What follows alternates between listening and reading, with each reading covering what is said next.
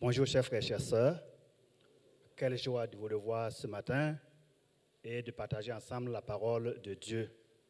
Et c'est une grâce, c'est un privilège que je voudrais saisir et dire encore merci au Seigneur pour ce qu'il fait pour chacun de nous, serviteurs de Dieu à l'Église centrale.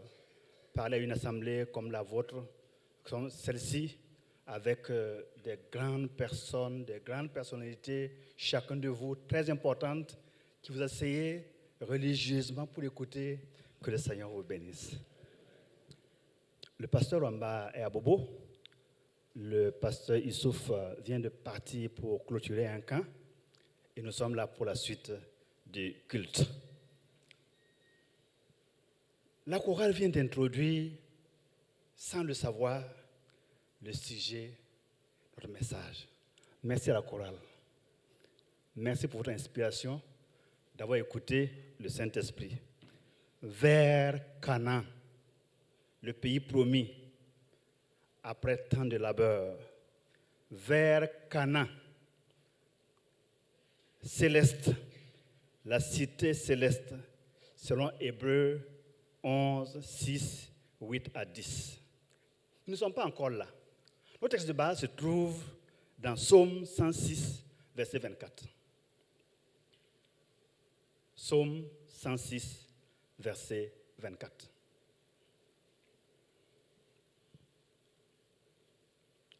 Psaume 106, verset 24.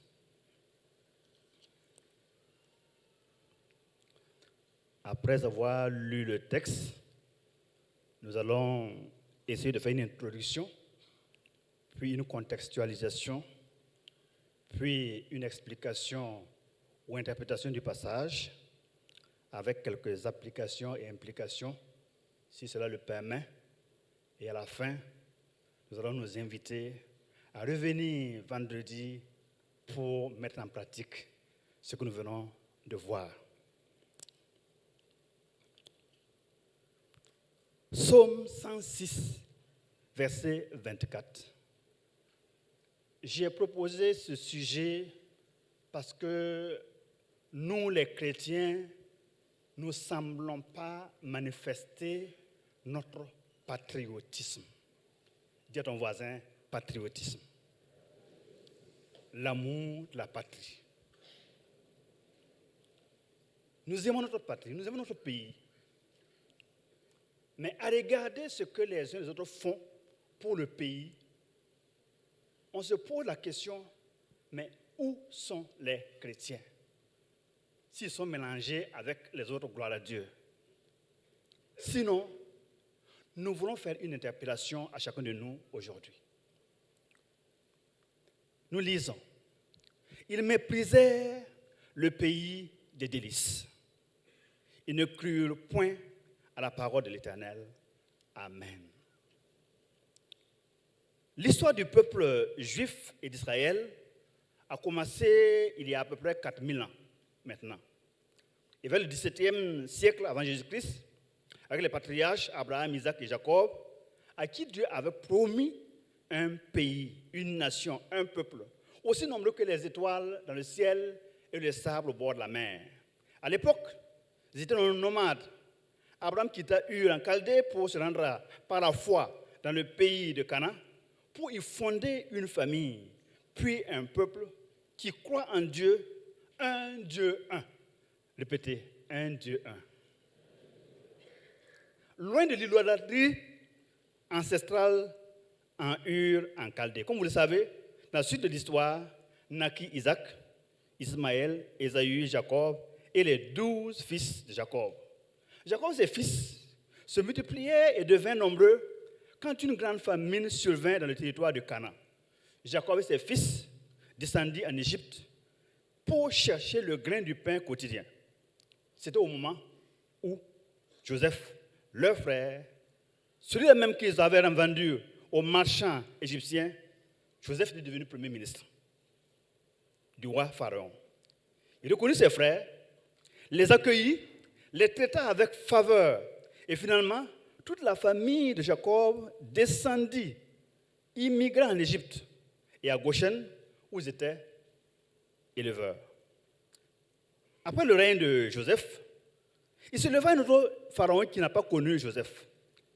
Les Israélites furent méprisés et réduits en esclavage pendant 430 ans. Il fut réduit aux travaux forcés, esclaves, fabricants de briques pour les grands travaux et les grands chantiers du pharaon d'Égypte. Les enfants d'Israël criaient alors à l'Éternel, Exode 3, 7 à 9, qu'il leur suscita un sauveur, Moïse.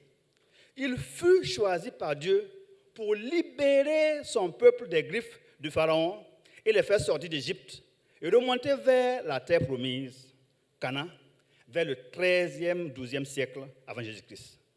Sous le leadership de Moïse, leur voyage, qui ne devait durer que quelques mois, devint un cauchemar, un voyage pénible à cause de leur désobéissance. Répétez, désobéissance.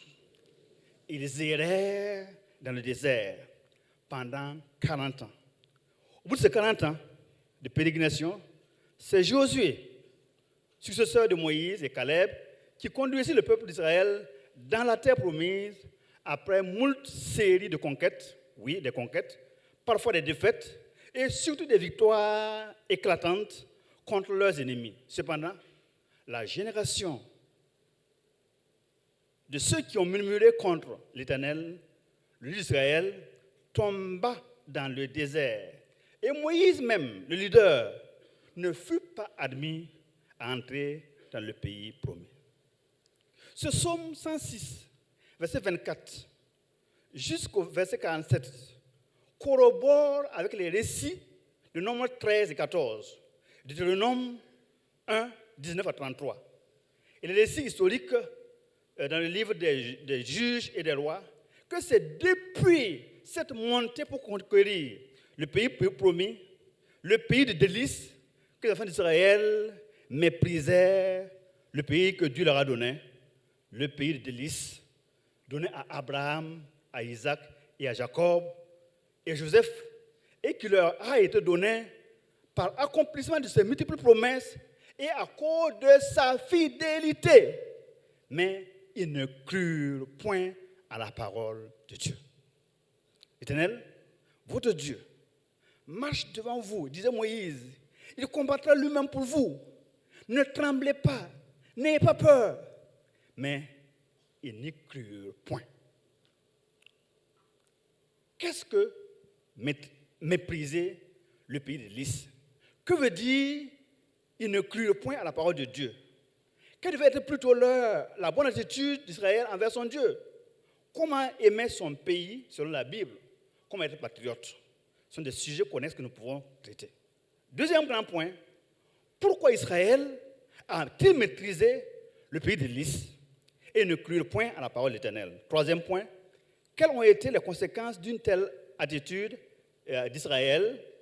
Et dernier point, avant les applications, comment être chrétien patriote aujourd'hui, aimer son pays comme on aime les autres pays, comme nous l'avons chanté aujourd'hui, comme le pasteur Issouf l'a lu, aimer son prochain comme soi-même, n'est-ce pas? S'aimer et aimer les autres. Et qui aime son peuple aime les autres peuples. C'est notre leader Sankara du Burkina Faso. C'est biblique d'aimer son pays, d'aimer sa nation, d'aimer son peuple. Et d'ailleurs, nous devons faire une journée de la mission. Si nous n'aimons pas notre pays, notre peuple, qui ira en mission? Pourquoi? Et si nous aimons ce pays, nous devons nous lever pour aller en mission.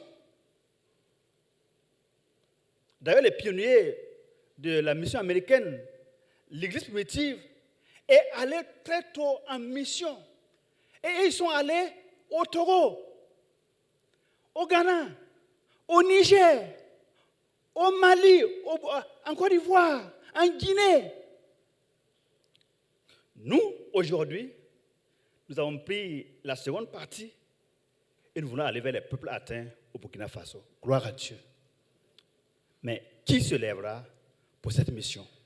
Parce que nous aimons notre peuple. Revenons à notre sujet. Premier, qu'est-ce que mépriser le pays des lys? Le verbe mépriser veut dire estimer indigne d'attention ou d'intérêt. Ça veut dire dédaigner, négliger, avoir un dégoût. Quand vous regardez ma face là même, vous savez que ce n'est pas un bon mot. Quand on méprise, quand quelqu'un vous méprise, regardez sa face là.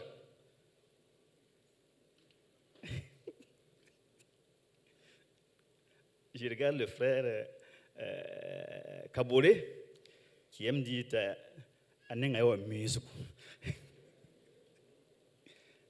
quand on méprise, c'est pas bon. Mépriser, c'est prendre mal. On te donne quelque chose, chez les Mossi, je dis bien chez les Mossi, quand on donne quelque chose avec la droite et tu prends avec la gauche, c'est pas bon. Tu n'as pas, mais je m'excuse, dans le rang militaire, on donne avec la droite, tu prends avec la gauche. C'est comme ça, non? Moi, on donne avec la droite. Ah, ok, merci. Merci beaucoup. Vous voyez? Voilà. Donc, chaque pays a sa culture, chaque contexte a ses raisons. Mais quand on méprise, on prend mal. On se prend mal. On laisse tomber. Et c'est comme si tu foulais la chose au pied. Tu piétines la chose. Le dictionnaire dit que c'est mésestimé, c'est sous-estimé. Et parfois même c'est être indifférent. Au lieu d'avoir un bon sentiment, d'aimer le pays de lys, ils ont eu du dégoût. Ils considèrent le pays comme vil, ignoble. D'ailleurs, n'ont-ils pas dit dans Deutéronome 1, 27, c'est parce que l'Éternel, notre Dieu, nous hait, qu'il nous fait sortir du pays d'Égypte, afin que de nous livrer entre les mains des Amoréens, de nous détruire. Regardez. Il vous a fait sortir du pays d'Égypte, entre les mains de Pharaon, que vous ne pouvez même pas, même une seconde, vaincre. Il vous a fait passer par la mer Rouge, en écartant les eaux pour les faire traverser. Vous arrivez au désert, il faut traverser pour entrer dans le pays promis. Et parce qu'il faut combattre, vous dites que c'est parce que Dieu ne nous aime pas, il nous hait, qu'il nous a amenés ici pour nous faire mourir. Ils ont méprisé le pays de lys que Dieu leur avait donné. Et ils ont fortement détesté aussi le donateur. Et l'ont mal pris et mal compris dans ce don, dans ce cadeau emballé sur un plateau d'or que Dieu leur avait fait. Ils n'ont pas accordé de prix à ce don de Dieu. Et puis, ils ne crurent point à la parole de Dieu. Ni foi, ni confiance, ni conviction. Ils ont pris le don du pays de Canaan à la légère. Pas comme Abraham, Isaac, Jacob et Joseph, qui ont cru et prophétisé l'avènement de ce pays et de cette nation pour leur peuple. La bonne attitude aurait été que c'est Dieu qui leur a accordé ce pays, un don de Dieu de croire et l'apprécier. Ensuite, être reconnaissant et attendre patiemment et accueillir ce don. Vous voyez, quand leur a promis un pays où coule le lait et le miel, c'était une promesse, ils ne l'avaient pas encore. Ils ne connaissaient pas le contenu de ce don-là. Nous devons dire que tout le monde a peur de l'inconnu. C'est vrai. Ils ont tous peur de l'inconnu. Mais quand Dieu promet, il n'y a pas d'inconnu. Il connaît toutes choses. Il connaît le début avant la fin. Il connaît la fin de toutes choses. Voici quatre illustrations, ou 3, que c'est un pays de délices. Dans Exode 3, 7 à 9, Dieu lui-même dit, j'ai entendu le cri de mon peuple qui souffre en Égypte. Je suis descendu moi-même pour les faire sortir, les faire monter dans un pays bon et vaste où coule le lait et le miel. Amen. Et ce pays d'Élis s'appelle un pays où coule le lait et le miel. Ah, lait là c'est bon, hein? Mais miel là aussi c'est bon. Il y en a qui aiment le lait, il y en a qui n'aiment pas le lait, il y en a qui aiment le miel, il y en a qui n'aiment pas le miel. Mais ici là, ça veut tout dire. C'est un très bon pays. Amen. Voici le rapport des 12 espions de retour de leur exploration du pays de Canaan dans Nombre 13, 27. Nous sommes allés dans le pays où tu nous as envoyés. C'est vraiment un pays où coule le lait et le miel. Et en voici les fruits. Mais nous y avons vu les enfants d'Anak, les Amalécites, les Hittites, les Gébésiens, les Gargasiens, les Iésiens, les Amoréens, les Cananéens. Il y a Zom, là il y a Niesse. Comme on dit à Moré, c'est farine, mais il y a fourmi. Dieu savait qu'il y a fourmi. Mais il dit, il y a Zom. C'est bon. Lisons maintenant ce que Moïse dit du pays dans Deutéronome 8, 7 à 8. Il y a deux descriptions, mais je vais prendre la deuxième pour avoir du temps. Dans Deutéronome 11, 8, 10 à 16. Je préfère cette description. En effet, disait Moïse, c'est un pays où coule le lait et le miel, mais ce pays n'est pas comme l'Égypte, d'où vous êtes sortis. Tu jetais ta semence dans les champs et tu devais irriguer toi-même comme un jardin potager. Le pays que vous allez posséder est un pays de montagnes et de vallées qui boit l'eau de pluie du ciel. C'est un pays, disait l'Éternel, dont l'Éternel ton Dieu prend soin et sur lequel l'Éternel ton Dieu a constamment les yeux du début à la fin de l'année. Si vous obéissez au commandement que je vous prescris aujourd'hui, et si vous aimez l'Éternel, votre Dieu, de tout votre cœur et de toute votre âme, je donnerai au moment voulu la pluie à votre pays, les premières pluies et les dernières pluies, et tu récolteras ton blé et ton vin nouveau et ton huile. Je mettrai aussi dans tes champs de l'herbe pour ton bétail, et tu mangeras à satiété. Dis à ton voisin, c'est vraiment un bon pays.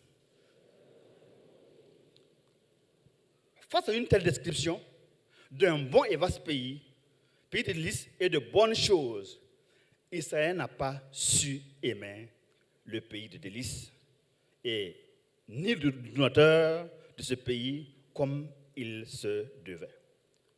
Deuxième point, pourquoi Israël a méprisé le pays de délices et n'ont pas cru à la parole de Dieu? D'abord, c'est par ignorance ou méconnaissance.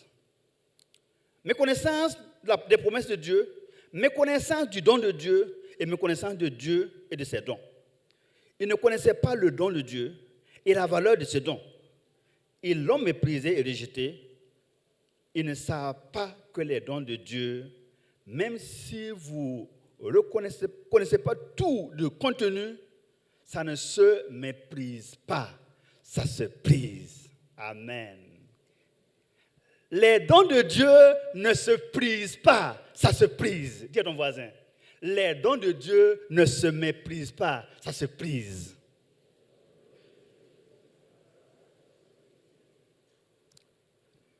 Ta femme est un don de Dieu. Qu'est-ce que tu en fais? Je l'aime. Amen. Nous aimons nos femmes parce que c'est un don de Dieu. Nous aimons la vie parce que c'est un don de Dieu. Nous aimons l'Église, c'est un don de Dieu.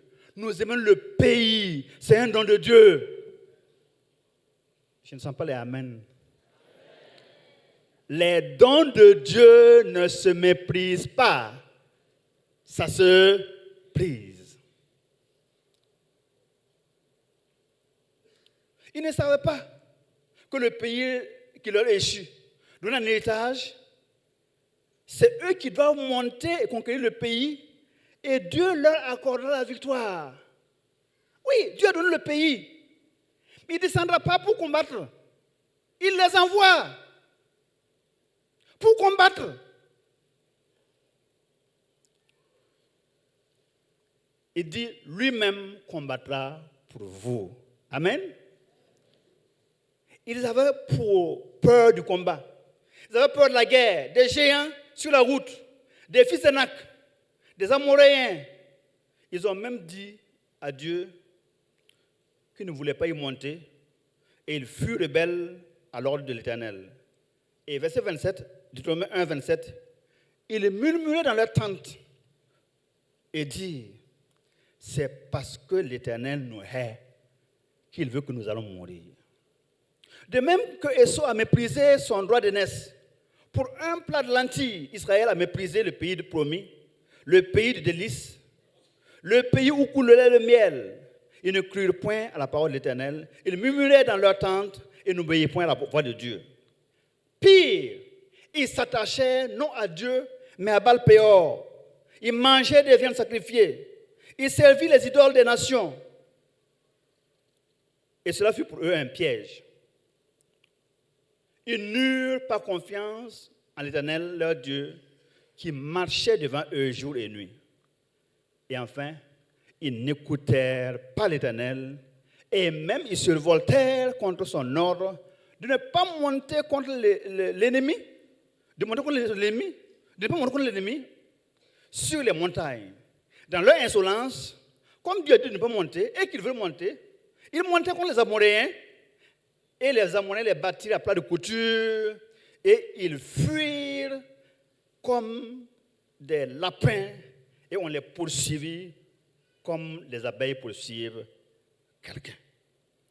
Aujourd'hui, il y a des gens qui ont quitté leur pays, comme Joseph, comme Israël, avait quitté son pays, qui sont dans d'autres pays. Ils ont eu une nouvelle identité, une nouvelle citoyenneté. Ils ont réussi. Ils sont devenus ministres, premiers ministres, présidents même. Il y en a qui ont quitté le pays dans la diaspora. Ils sont devenus des millionnaires, des milliardaires. C'est la grâce de Dieu. C'est la grâce de Dieu. Mais quelqu'un qui a reçu une telle grâce, un tel don, n'a pas le droit de haïr son peuple qu'il a quitté, ni le peuple où il habite. Ce n'est pas biblique. Ce n'est pas biblique. Joseph, quand il est arrivé en Égypte, qu'est-ce qu'il a fait? Il est devenu premier ministre. Néhémie, devenu échanson du roi. Ils ont servi le roi. Et Dieu s'est servi de Daniel et de ses compagnons. Quand ils sont arrivés à Babylone, Dieu leur avait dit, quand vous allez entrer dans ce pays-là, recherchez le bien de la ville où je vous envoie. Nous ne pouvons pas aller à la diaspora, à l'étranger, aller obéir Dieu, chercher le bien de ce pays-là, réussir et haïr notre pays par devers nous. Ce n'est pas biblique, ton voisin, ce n'est pas normal. Et Dieu parle aujourd'hui. Dieu parle aujourd'hui. Ressaisissons-nous. Ressaisissons-nous. Chers frères et chères sœurs africains, aimons notre pays. Aimons notre pays. Si tu n'aimes pas ton pays, tu vas voir, excusez-moi le terme, le premier pays que j'ai aimé, que j'ai visité, c'est le Togo. En 82, je suis allé au Togo, et quand vous dépassez la frontière, il y avait de bonnes choses. Il y avait le pom-pom, le malta, le poney, voilà.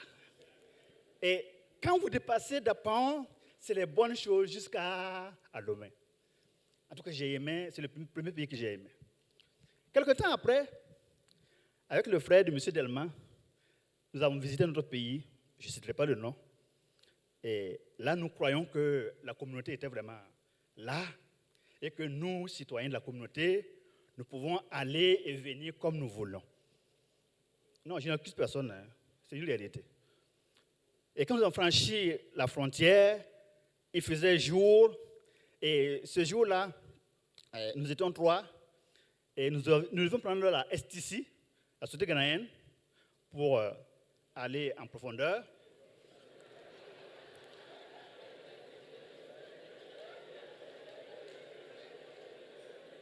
Qu'est-ce qu'il y a?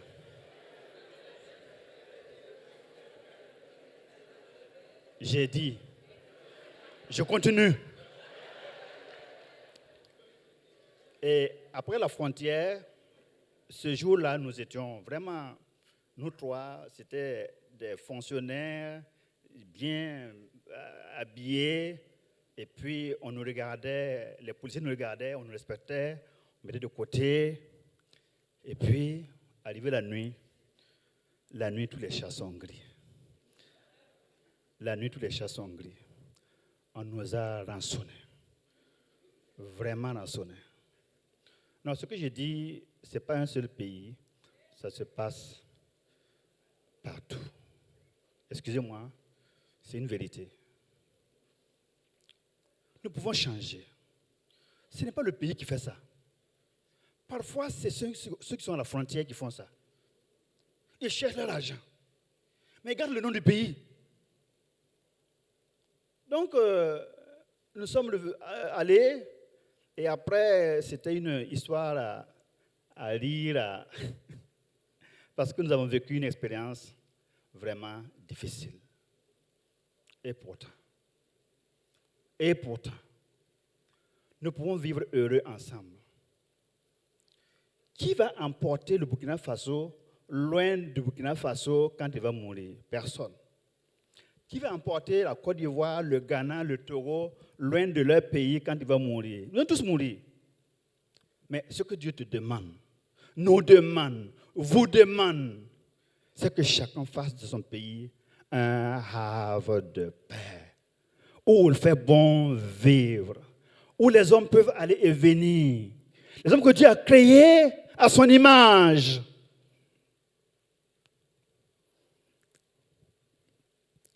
Dieu dit,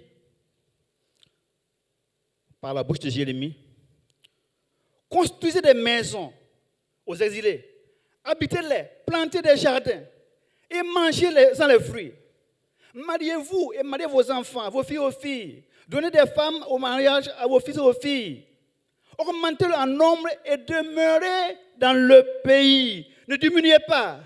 Et écoutez-moi bien, recherchez le bien de la ville où je vous ai envoyé en exil et intercédez auprès de l'Éternel en sa faveur. Parce que votre propre bien-être est lié au sien. Voilà ce que Dieu veut. Ah, c'est difficile. Malheureusement, aujourd'hui, il y a plusieurs qui n'aiment pas leur pays.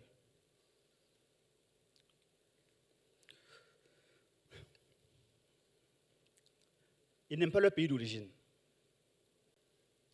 Avant, il y en a qui ont quitté le pays Moara, ils ont dit que même quelque chose ne reviendra pas ici. Et les Moussites disent, Bayiri, Kalobone, Kourye. Et les Moussites disent, Ofiakungoudfou, de Fogouin. C'est des vérités pures, indestructibles, j'allais dire, mais que nous ne mettons pas en pratique. Il y en a qui se sont mêlés aux nations étrangères, mais ils ont appris les mauvaises actions de ces nations. Comme Israël, ils servent les idoles des nations. Ils servent Mammon, l'argent, et non Dieu. Ils répandent le sang innocent. Ils profanent nos pays par des meurtres. Et tout récemment, par ce que nous avons chez nous, par des actes de terrorisme.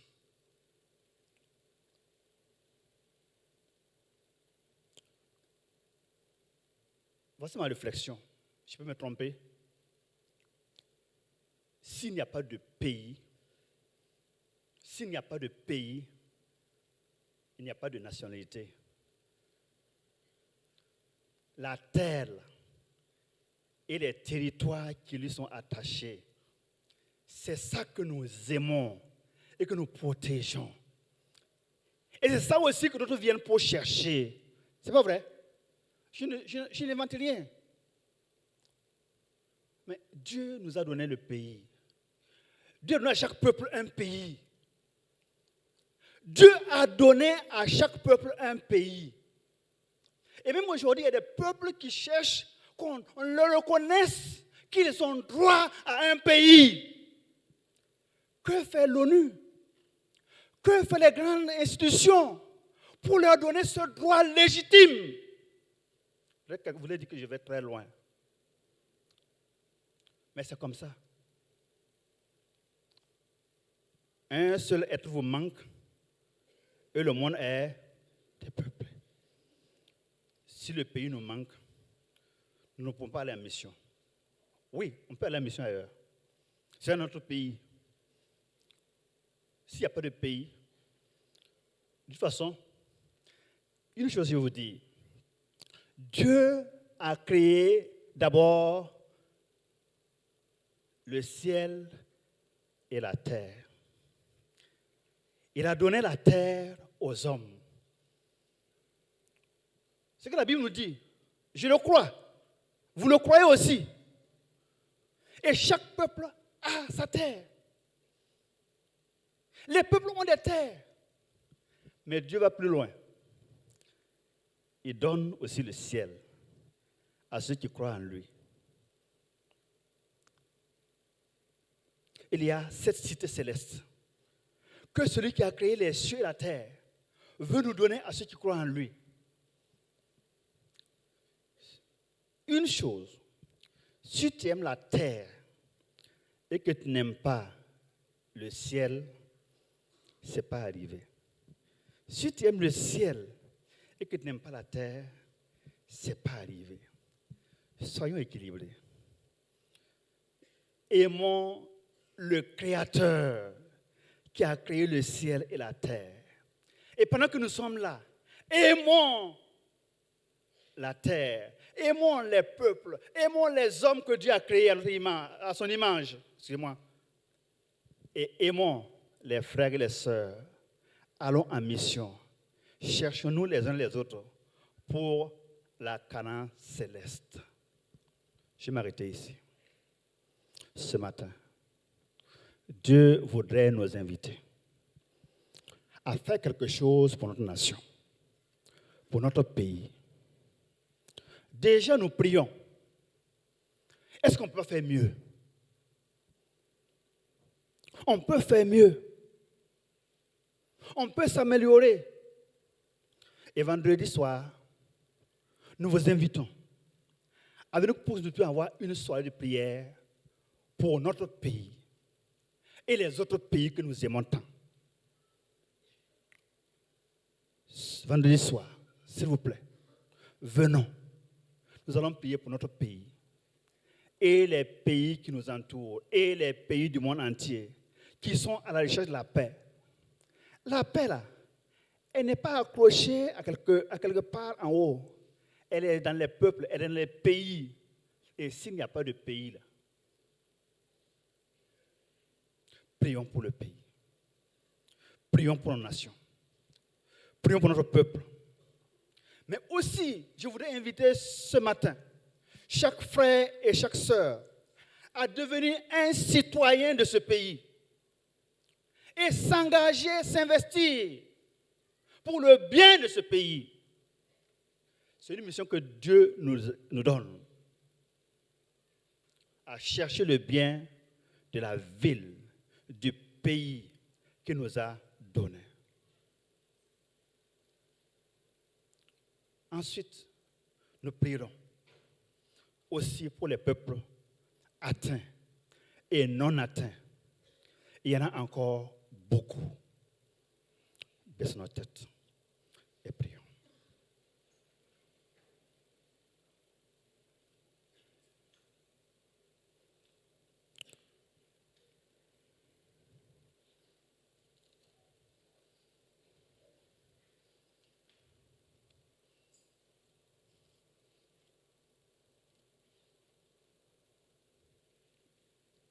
Or, sans la foi, il est impossible de lui être agréable. Car il faut que celui qui s'approche de Dieu croit que Dieu existe et qu'il est le rémunérateur de ceux qui le cherchent. Ce n'est pas la foi qu'Abraham, lors de sa vocation, obéit et partit pour un lieu qu'il devait recevoir en héritage. Et qu'il est parti sans savoir où il allait. C'est par la foi qu'il vint s'établir dans la terre promise, comme dans une terre étrangère, habitant sous des tentes, ainsi qu'Isaac et Jacob, les co-héritiers de la même promesse. Car il attendait la cité qui a de solides fondements, celle dont Dieu est l'architecte et le constructeur. Que Dieu nous bénisse. Amen.